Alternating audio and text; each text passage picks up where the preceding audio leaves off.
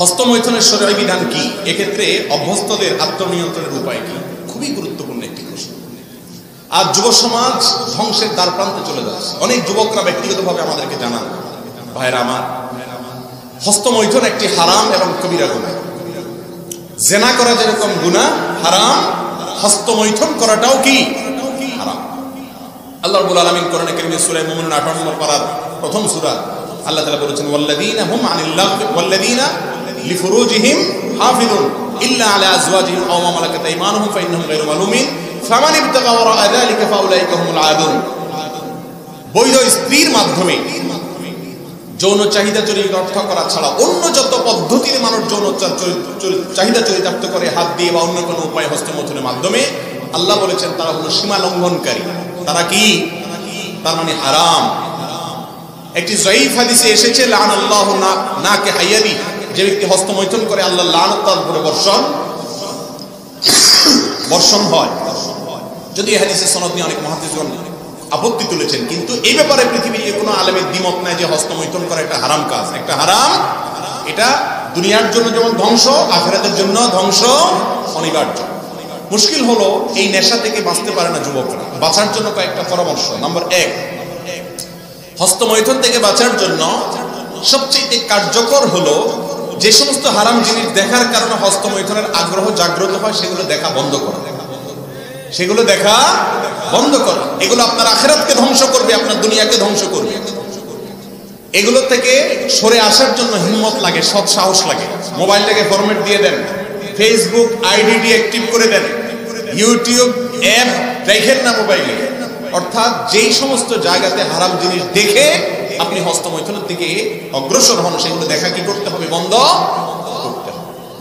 Number 2, হস্তমৈথুন সাধারণত নির্জনতা ছাড়া হয়।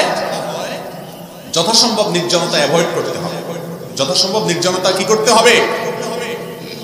যাতে একাকী রুমে না থাকে, কোন একজন বন্ধু যেন থাকে, কোন একজন মানুষ যেন থাকে। একা একা যথাসম্ভব থাকবেন না। রুমে থাকলে দরজা কখনো আটকাবেন না। এক কথা, নির্জনতাকে এড়াইয়া চলবেন। এগুলো নিজেকে সংশোধন করার জন্য সংগ্রাম। নাম্বার 3, আল্লাহর কাছে একটু মনে মনে দোয়া করবেন নামাজের পরে, আল্লাহ আমার ক্ষমতা না নিজেকে নিয়ন্ত্রণ করা। আল্লাহুম্মা আতি নাফসি তাকওয়াহা ওয়া যাক্কিহা ওয়া আনতা খায়রু মান যাক্কাহা। আল্লাহ আমার মনটাকে কন্ট্রোল করা, শয়তানের প্ররোচনা থেকে আমাকে বেঁচে থাকার মতো শক্তি আপনি দেন, আপনি আমাকে বাঁচায় দেন। আল্লাহর কাছে কি করবেন?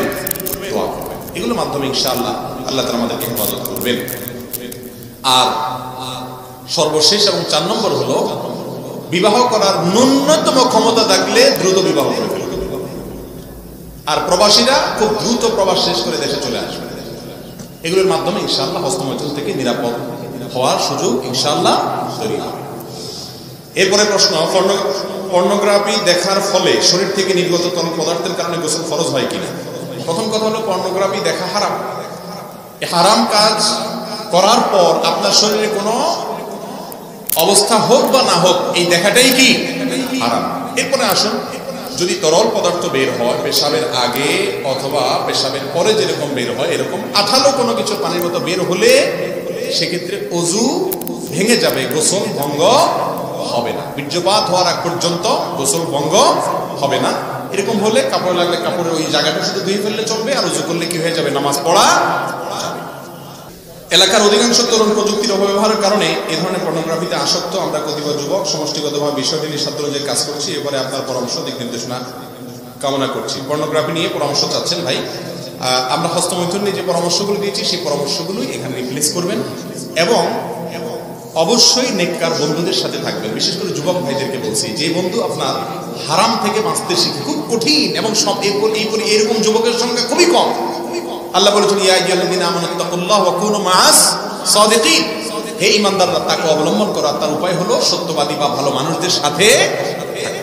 অতএব এই পর্নোগ্রাফি থেকে দূরে সরে আসার জন্য ভালো পরিবেশ, নেককারদের সান্নিধ্য, ভালো মানুষদের সাথে থাকার কোনো বিকল্প হতে। শেখ, আমি তো প্রশ্ন মাত্র শুরু করছি না। তোমার আলোচনা শুনবেন না প্রশ্ন শুনবেন? প্রশ্ন দেখছেন আওয়াজ নাই, সবাই প্রশ্ন শুনবেন। এটা তো এরপরে আসুন ফ্রি ফায়ার ও পাবজি গেম খেলার বিধান কি। প্রথম কথা হলো ভাইরা আমার, আমরা আগেই বলেছি রহমানের বান্দাদের বৈশিষ্ট্য হলো তারা অনর্থক অহেতুক কাজ করতে পারে না। অহেতুক কাজ করা এটা কোনো ইমানদারের বৈশিষ্ট্য হতে, সফল ইমানদারদের বৈশিষ্ট্য সম্পর্কে আল্লাহ তাআলা কোরআনে কারিমে 18 নম্বর পারা সূরা মুমিনে বলেছেন ওয়াল্লাযীনা হুম আনিল লাগwi মুরিদুন, যারা অনর্থক কাজ থেকে কি করে বেঁচে থাকে। এইজন্য অনর্থক কাজ থেকে বেঁচে থাকতে হবে। গেম খেলা এটা কি অর্থবহ কাজ না অনর্থক কাজ? কিন্তু আজকাল অনেক সময় গেম খেলে পয়সা কামানো যায়, এটাকে একেবারে অনর্থক বলা যায় না। কিন্তু এই পদ্ধতিতে অর্থ কামাইকে ইসলাম সমর্থন করে। এটা আর্থসামাজিক উন্নতির জন্য তেমন কোনো ভূমিকা রাখে না, এটা প্রোডাক্টিভ কোনো কাজ না, এটা জীবনকে শেষ করে দেয়। ভাইরা আমার, যেই খেলা দেখার পরে আরো স্থূলতা তৈরি হয়, যেই খেলা দেখার পরে আরো অলসতা তৈরি হয়। লুডো আমরাও ছোটবেলায় যে খেলি নাই তা তো না, কিন্তু লুডো খেলার পরে মনে প্রশান্তি অনুভব হয় না, আরো অস্থির লাগে। হারলে তো মনে হয় যে দুনিয়াটা শেষ করে ফেলি, আরো অবস্থা খারাপ, তাই না? এই জাতীয় গেমস মোবাইলে হোক আপনার লুডো জাতীয় হোক, এগুলা খেললে মনের ভিতরে আরো অস্থিরতা। ইসলাম খেলাকে সমর্থন করে, ফিজিক্যাল খেলা, দৌড়াদৌড়ির খেলা, সতর থেকে ফুটবল খেলেন কোনো টাকা নিজেরা লেনদেন করা ছাড়া, ক্রিকেট খেলেন এডিকশন ছাড়া, হারাম কোনো কাজ না করে, শুধুমাত্র শরীরের কসরতের জন্য যদি কোনো খেলা খেলেন, সেগুলোর মাধ্যমে শরীরের মধ্যে স্ফূর্তি আসে, কর্মস্পৃহা তৈরি হয়, মনটা প্রফুল্ল হয়। আধা ঘন্টা ফুটবল খেলেন কোনো হারাম লেনদেন টেনদেন ইত্যাদি ছাড়া, সকল হারাম বাদ দিয়ে ফুটবল খেলেন, খেলার পরে দেখবেন নিজের ভিতরে একটা ফ্রেশনেস অনুভব হবে। এই জন্য ফিজিক্যাল খেলা ইসলামে কি আছে? জায়েজ আছে শর্ত সাপেক্ষে। আর এই জাতীয় পাবজি গেম, নামই হলো পাবজি। এখন কি কারণে পাবজি অজেতা সিনহার নামের কারণ যায় না, তবে পাপ আছে শুরুতে, অতএব এটা হালাল না হারাম জিজ্ঞেস করার দরকার নেই। আর দ্বিতীয় কথা হলো যে এই যে পাবজি, ফ্রি ফায়ার, এই সমস্ত গেমগুলোর ভিতরে অনেক শিরকের উপাদান আছে। সব মিলিয়ে এটা কোনো মুসলমানের জন্য খেলা কি নেই। যুবক ভাইরা, সময় কাটানোর জন্য আপনারা গেম খেলেন, আমি জানি যে সময় কাটে না। আপনাদের হাতে এত সময়, যে সময় কাটানোর জন্য গেম খেলা লাগে। আর সাহাবায়ে কেরামের এত অল্প সময় ছিল যে রাসূলের কাছে বলতে, ইয়া রাসূলুল্লাহ কদ কাসুরা আমালুল ইসলামে কদ কাসুরা আলাইনা, ইসলামের এত কাজ ইয়া রাসূলুল্লাহ কখন আমরা করে শেষ করব, একটু সংক্ষেপ করে দেন। রাসূলুল্লাহ সাল্লাল্লাহু আলাইহি ওয়াসাল্লাম সংক্ষিপ্ত রূপ বলে দিতেন। আর আমাদের হাতে এত সময় যে নামাজ পড়ে, রোজা রেখে, হজ, যাকাত, প্রতিদিন এক পারা কোরআন তেলাওয়াত, ইসলাম শোনা শিখা সব করার পরে আরো এত হিউজ সময় যে পাবজি গেম খেলে সময়টা কাটাইতে পারে।